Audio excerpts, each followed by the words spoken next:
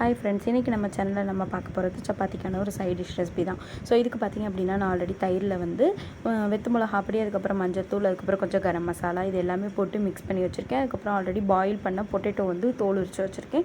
வெங்காயம் பொடி பொடியாக நறுக்கி வச்சுருக்கேன். ஸோ இதில் பார்த்திங்க அப்படின்னா 2 டேபிள் ஸ்பூன் எண்ணெயில் எல்லா விதமான மசாலா சமசையும் ஆட் பண்ணிக்கிறோம்.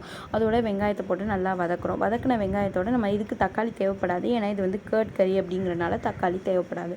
ஸோ கேர்டு வந்து நீங்கள் ரொம்ப புளிச்சதாக எடுத்துக்காதீங்க, அப்படியே ரொம்ப கிரேவி வந்து ரொம்ப புளிக்கிற மாதிரி இருக்கும். ஸோ கேர்டு வந்து ஓரளவுக்கு புளிச்சும் ஓரளவுக்கு நார்மல் டேஸ்ட்லேயும் இருக்க மாதிரி பார்த்துக்கோங்க. அது கொஞ்சம் நேரம் கொதிக்கட்டும். இது பார்த்திங்க அப்படின்னா நான் ரீசெண்டாக பர்ச்சேஸ் பண்ண பிளாசோஸ் தான். ஸோ இதை கண்டிப்பாக நெக்ஸ்ட் வீடியோவில் நான் வந்து இன்னும் டீட்டெயில்டாக போஸ்ட் பண்ணுறேன்.